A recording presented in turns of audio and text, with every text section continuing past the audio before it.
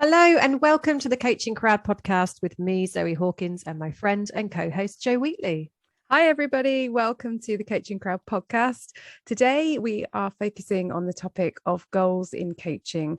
And that is because goals are a fundamental pillar of a coaching relationship and coaching conversation.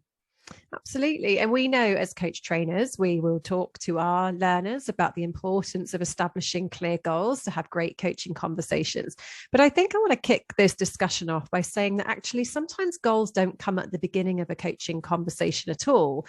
It's very normal that goals often come at the end. So somewhat today, sort of flipping coaching on its head a little bit and talking about the different sorts of clients, I guess, that come to coaching, because you have those who are super clear what they want to get from coaching. They arrive in a coaching relationship knowing that they want to work on a particular goal, which perhaps that's about their confidence. They want to increase their confidence.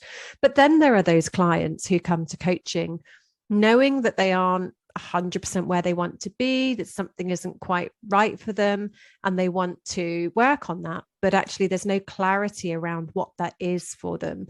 And I think that's a really normal way to work as a coach, that sometimes the goal is actually getting clear on what the goals need to be in order to close that gap that you're sort of sensing in life. So I think it's useful sometimes just to start from a different perspective on what goals might actually look like in a coaching conversation. Yeah, I'll often explain to people that about 50% of clients come to coaching knowing exactly what they want. About 50% of clients come not sure, as you say, just having that sense of it. And it actually doesn't matter, because those that come with a really clear idea of what they want to work on actually discover that that was a symptom rather than a root cause kind of goal. And so it shifts as we go through the conversations, and they raise their self-awareness, and their beliefs start to shift. And those that didn't know, it's okay, because we will discover that during the course of the coaching conversation. And maybe we should say a bit more about that symptom and cause piece, because I know me and you talk about that a lot behind the scenes, don't we? A symptom goal would be something where you walk in to a coaching conversation, perhaps wanting to focus on your time management because you've had some feedback around perhaps the need to be more organized, or you're aware that actually, there is an element of disorganization to your work where you're not so focused and you want to get things done. So you walk into the coaching thinking, right, I'm going to work on my time management. My goal is to be better at managing my time. We start to hear that that is a symptom. And the way we do that is to think, oh, that's really interesting. So what is getting in the way of this person being able to manage their time? And I guess that's the gap, isn't it, between where that client is currently and where they want to be. And the goal often becomes then about the cause. So what might the causes of time management be? It might be about stress. And so the goal might be around stress management, perhaps more so than time management, or perhaps the gap with time management is actually about a belief about what they hold around time, or their own organization skills, or their relationship to planning. So you can have symptoms and you can have cause. And in the coaching that we do, we will always be looking at cause and working to shape goals around that, as opposed to just accepting the symptom level as the goal that the client's planning on working with. Yeah, and I think another thing that comes up when it comes to goals is the idea of comfort, stretch, and panic. So when the client has a goal, exploring with them, how stretchy is that for you? Or how comfortable is it? Because the longer we spend in our comfort zone, the smaller we know that becomes. But if our goal is set and it triggers panic for us, then that can drain our energy and can lead us to paralysis. And so in that middle section around stretchiness, there's a big difference between it being right on that boundary of panic or it being just over, into stretch from comfort. So exploring with our client, how stretchy is it for them? What resources do they have that are going to enable them to do that?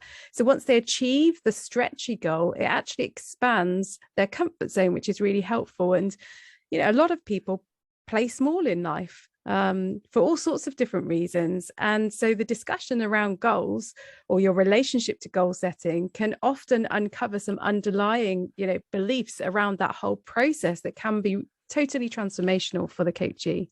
Yeah, absolutely. I mean, I've worked with a number of clients who, through the goal setting process, start to recognize that actually they don't like setting themselves goals and committing to goals. often because there's a bit of a fear of failure. You know, there's a pressure that comes when you commit to something, and you commit to something publicly.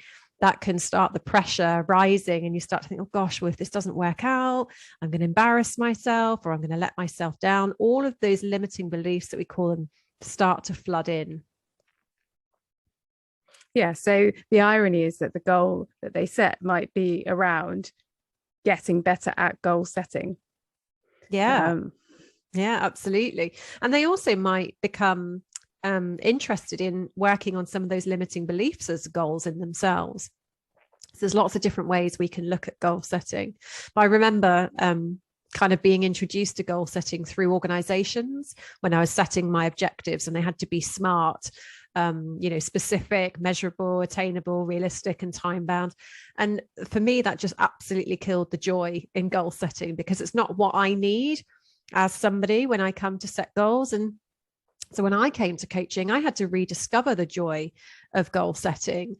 And, you know, for me, when I'm working with a coach, I want them to challenge me, to help me to think more creatively, to stretch my imagination around just what's possible before they start to tie me down on, well, what does that goal actually look like? How specific is it? How are you going to measure it? Because I don't really need the measuring. I don't need firm timescales. The need that I have around goal setting is thinking bigger and stretching my imagination, as I said. What would you say is your relationship to goal setting, Jo? Well, achiever is one of my values. It's also one of my strengths, according to my Gallup Strengths Finder profile. So setting goals for me is quite easy. I enjoy it. There's always a number of goals in my mind that I'm working towards.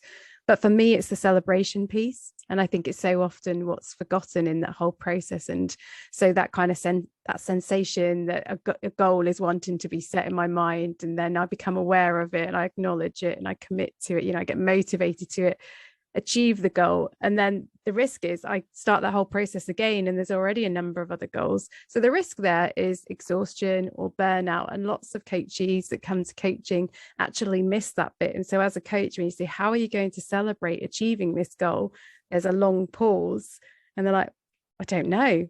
How do you like to celebrate things? I don't actually know. Okay, should we talk about that? So I think goal setting can be fun, and it's also about recognition, and the role that the coach plays with the coachee is often about recognizing their progress. It's about recognizing their achievements. It's also about celebrating with them. Yeah, and I would agree with that. I think goal setting is partnership. It's not the coach doing goal setting to their coachee, and it's not the coachee setting goals all on their own.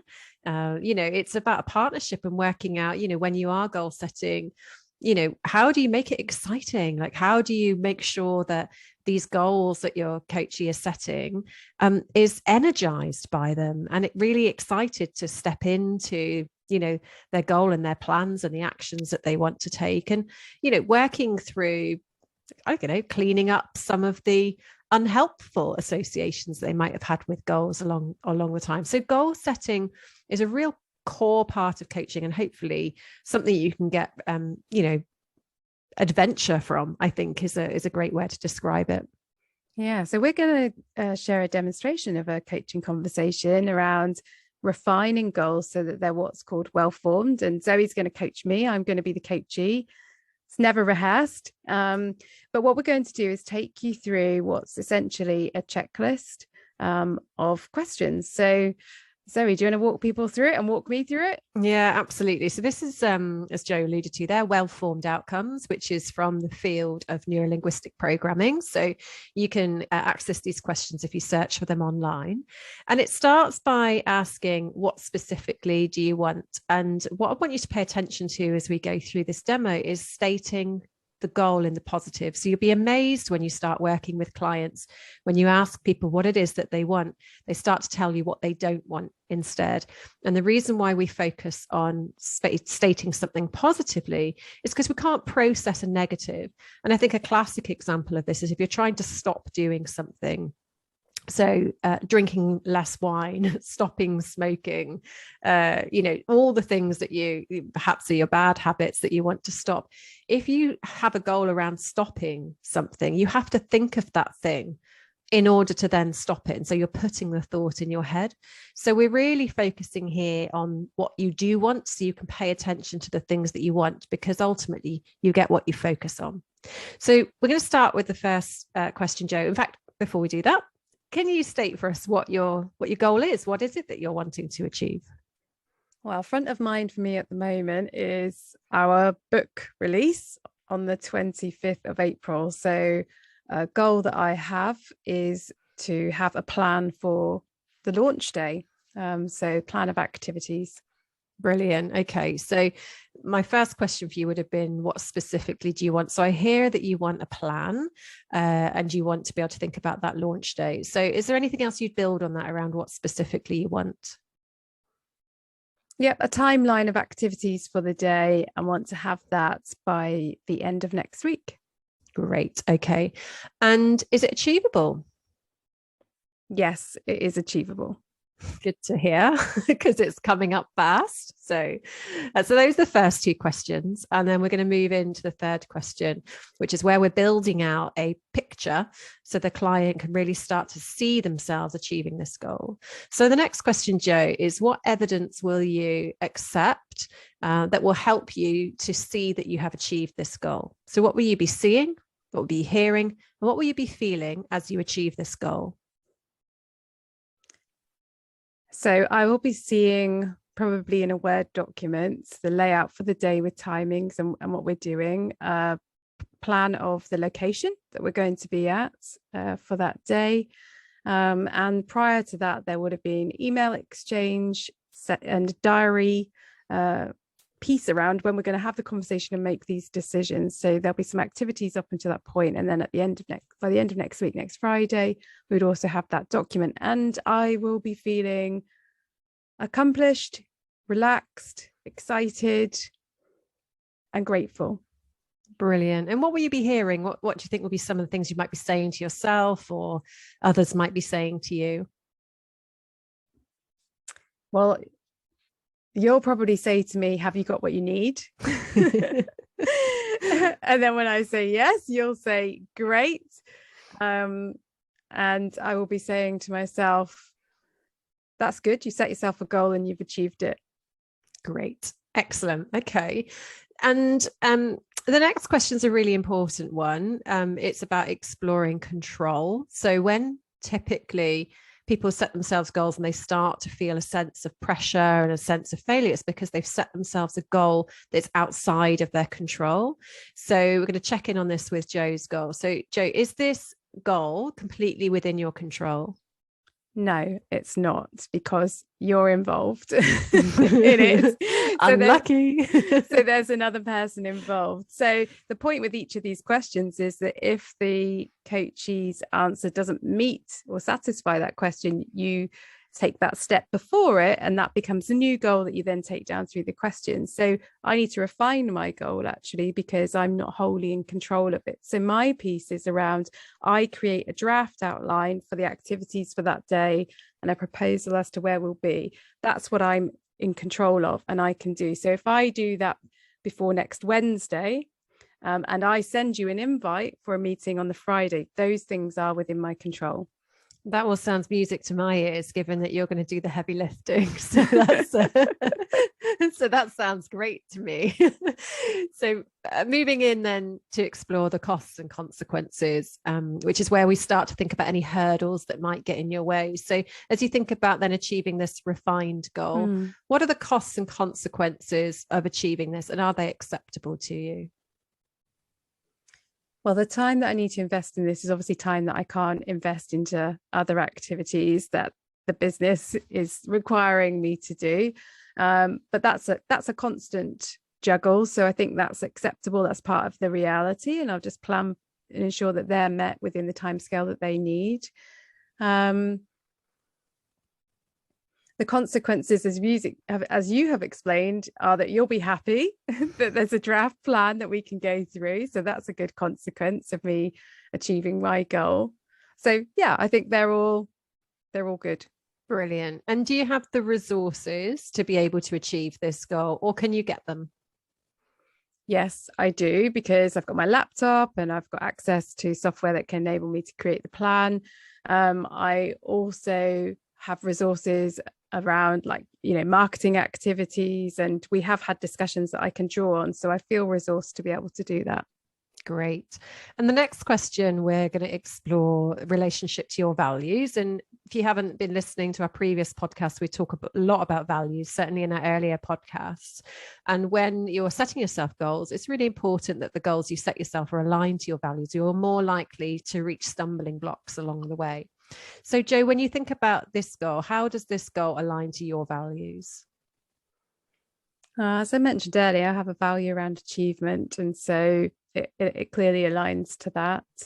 I have a value around adventure, and the book launch, the whole book writing process and launch has been an adventure, so it aligns to that because it's helping that day to be successful and a celebratory milestone. I have a value around relationships. And this is something that we're doing together and experiencing together. So this goal ultimately involves somebody else. So it definitely honors that. So there are 3 clear values there that would be honored by achieving this goal. Brilliant. And the last question is, if you could have it now, would you? Absolutely. And do you want to explain a little bit about that question and the importance of it? Yeah, it's a really interesting one, because I would say in about 5% of cases, people will have an aha moment at that very last question, where they realize that this goal that they've just invested all this effort into chatting through actually isn't their own goal. It's a goal that perhaps their parents have wanted them to achieve, or their partner, or their manager, and actually they've realized it doesn't really align to all the things that are important to me, in which case obviously that leads to a different coaching conversation. And in another percentage of cases, people say, no, I wouldn't have it now if I could take it, because I'm actually really looking forward to the process from where I am now to achieving that goal. And that has real value for me. And that even is a great realization for the coachee. Yeah, absolutely. And, this is a really short demo, and I know this is a very practical example, but this particular goal setting process is really good for helping somebody just to really think through some of those more practical, tangible goals, or something perhaps they've been procrastinating about or struggling with that is going to be helpful for them to get clarity on. So we'd encourage you to go and experiment with this with your own goals, perhaps supporting somebody asking some of these questions, in conversations in your workplace, helping them to get clarity around what it is that they want to get from their own goals. Yeah, so thank you for listening to the podcast today. If you want to come and continue the conversation, hop over into our coaching crowd group on Facebook, where there are over 2,000 other aspiring and practicing coaches.